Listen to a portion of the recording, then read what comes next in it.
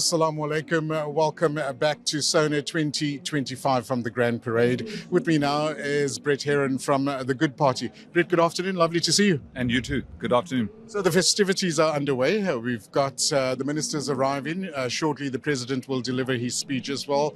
GNU has been in existence for 7 months. What are your thoughts on the last 7 months once they've been in power? Well, I mean, it's been hasn't been smooth sailing. I mean, we have to be honest about the conflicts and the finding each other, which is, I guess, a normal part of trying to put a coalition government together. But I'm really hoping that this evening's State of the Nation address will be a turn in the corner on that finding each other, and that the president is able to share with South Africans how the Government of National Unity plans to implement the commitments it made when the 10 parties signed that statement of intent saying we're going to form a Government of National Unity and these are our priorities. If we can deliver on those priorities, we'll fundamentally change South Africa. So I'm hoping that tonight is the resetting of that the narrative around the Government of National Unity, moving from the bickering into this is what we agreed to as 10 parties and this is how we're going to implement it. Well, you know, the old saying, when America sneezes, the rest of the world gets a cold. Donald Trump has come out guns blazing with regards to making comments around our land issue. Your thoughts around that?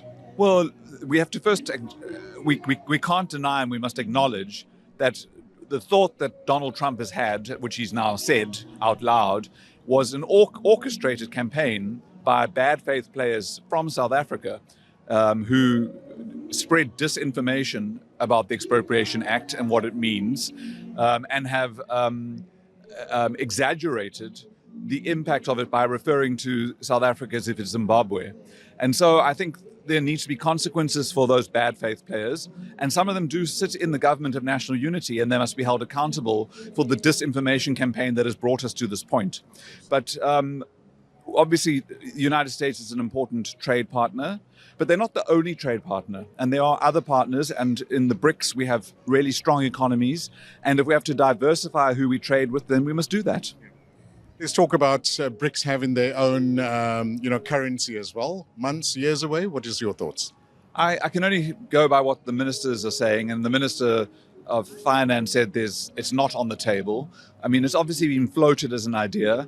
But I think as recently as in the last few months, the Minister of Finance, South African Minister of Finance, has said there's no discussion around a BRICS currency. So we can park that, but we have to recognise that BRICS and BRICS Plus with the new partners is an important bloc for security and for trade, and a lot of opportunity for us to explore that.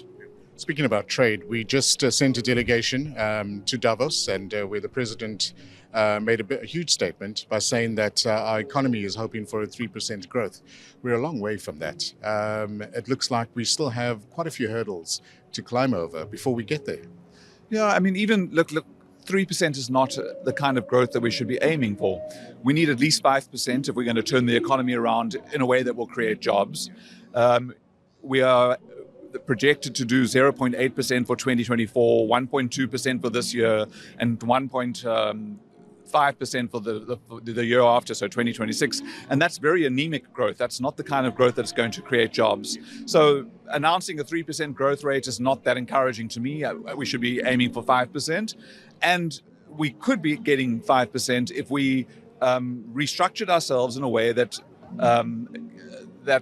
is able to remove those barriers, address the ports and the airports and the harbours, access to those harbours, end load shedding. We thought it was ended, but then it made a surprise comeback, and we know that our electricity supply is not stable.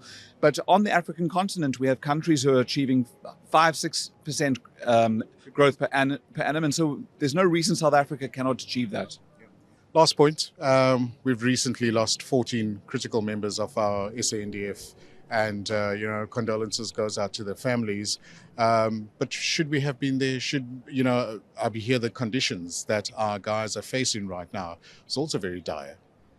Look, the SANDF is underfunded, and there are resources challenges or problems, and those must be addressed. But South Africa, like any nation on the world, has a role to play when there are peacekeeping missions, and this is our obligation to step forward and to participate in this peacekeeping mission, as we would expect other countries and other continents to do when there are problems there. So we don't think that the troops should be sent back, but they should be properly resourced in order to do the task that is our ethical and moral obligation. All the very best, Bret. Thanks for chatting to us. Appreciate it. Thank you. And there we go. From SONA 2025, from the Grand Parade, I'm Lukman Shadrack.